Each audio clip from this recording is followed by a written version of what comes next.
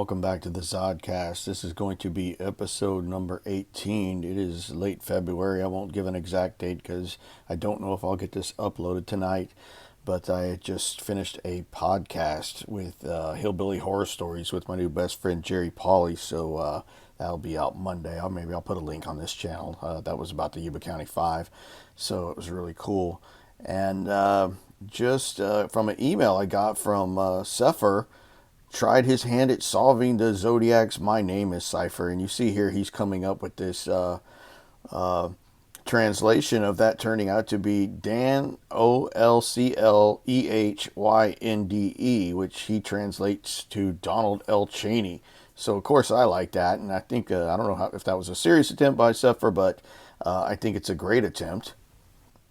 And you can see, obviously, the letters line up perfectly with the Zodiac My Name is cipher, and could be something there. I don't know. I of course, like it. I always kind of subscribe to the Alfred E. Newman solution to this, but this is, my second favorite.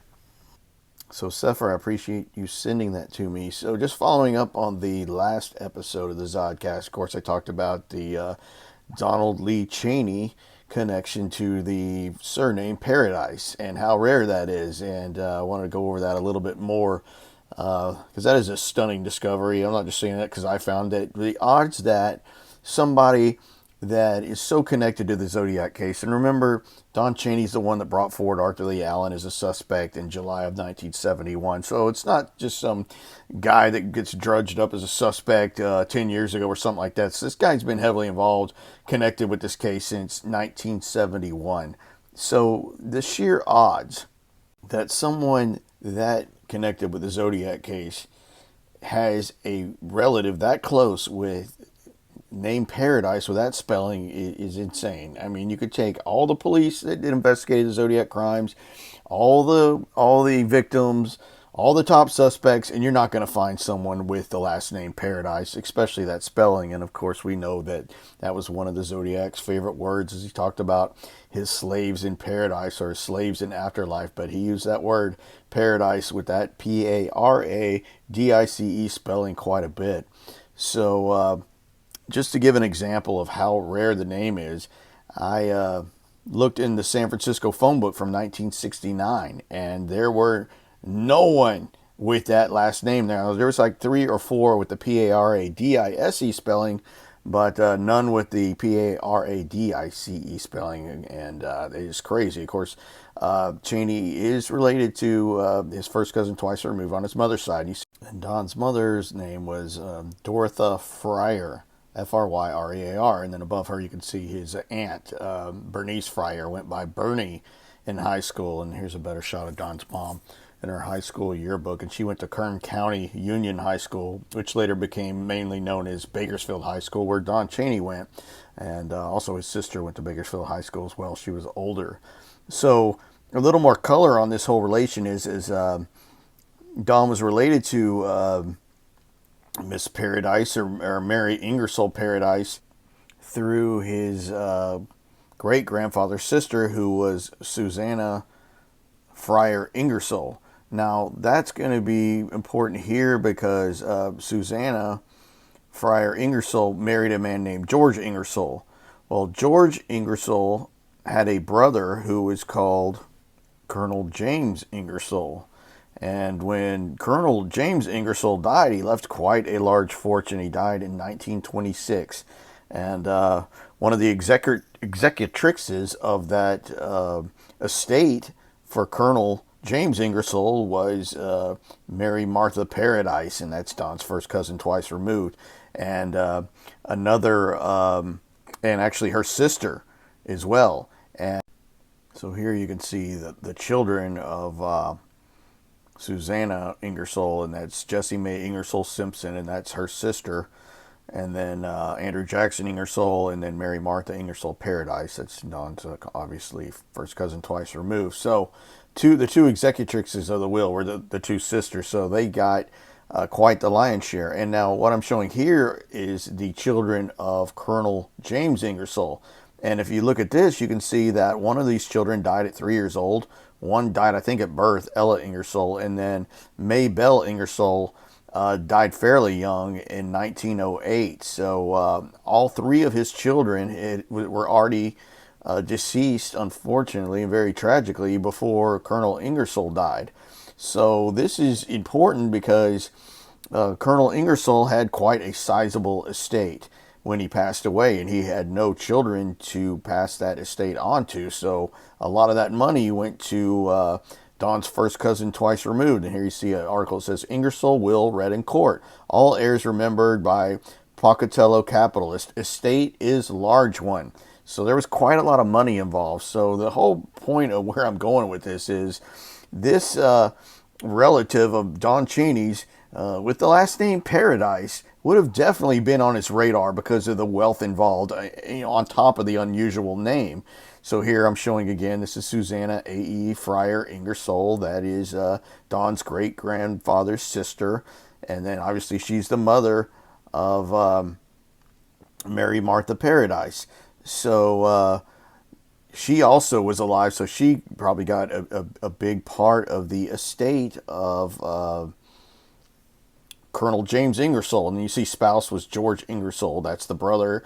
And obviously this is Colonel Ingersoll, and he's the gentleman that passed away and left a ton of money. See here, he died in 1926. And the value of his estate, and I'll show you that, and it reported it in one of the newspapers as high as $400,000 in 1927. And in this calculator online equates that to $5.8 million in today's money. So that's quite a lot of money, either way you look at it. And then here's a picture of Frank Henry Paradise Jr., and that was, of course, the husband of Mary Martha Paradise, Don's relative. So the reason I'm bringing this up is it highly elevates the odds that Don Cheney would have known of his relative with that bizarre last name, because there was a lot of money involved, and his relatives got quite a bit of it. Now, I don't know if any of that money trickled down to Don's family or his mother from being a relative of them, but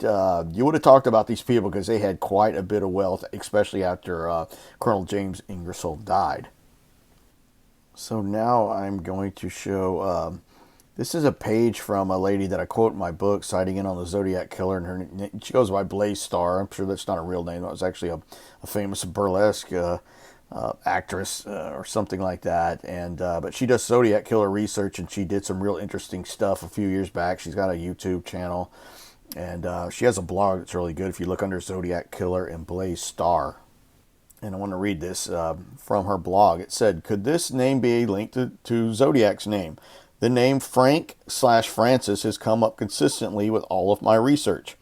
If you have read any of my previous posts, then you know that the names Jack and John keep popping up every time I research most of the clues Zodiac has left us within his cards and letters. The name Frank is also one that pops up over and over, and I've started seeing George now and again, as well as names similar to Bannon, Bannan. And it says, and I put research by Blaze Starr.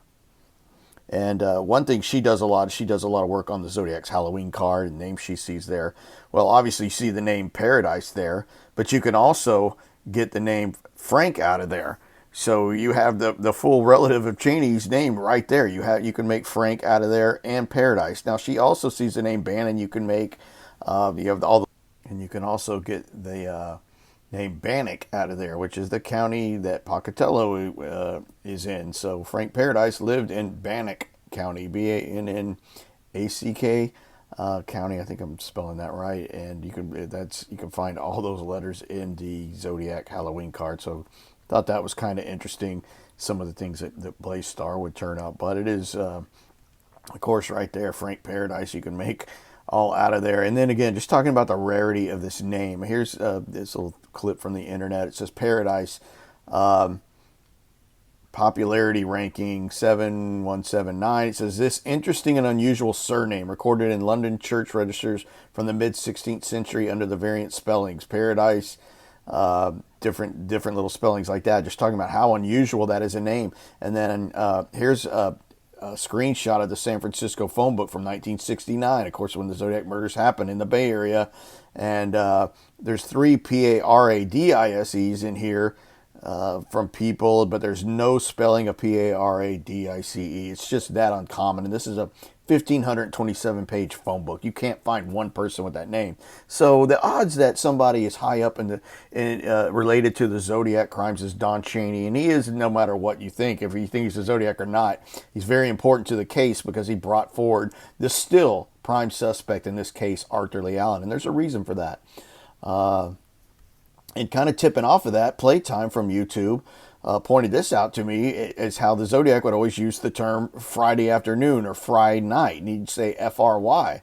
Well, he thought that sounds like Friar because that was important to the Zodiac. There you see it again. Fry night, FRY night. He used that term quite a bit.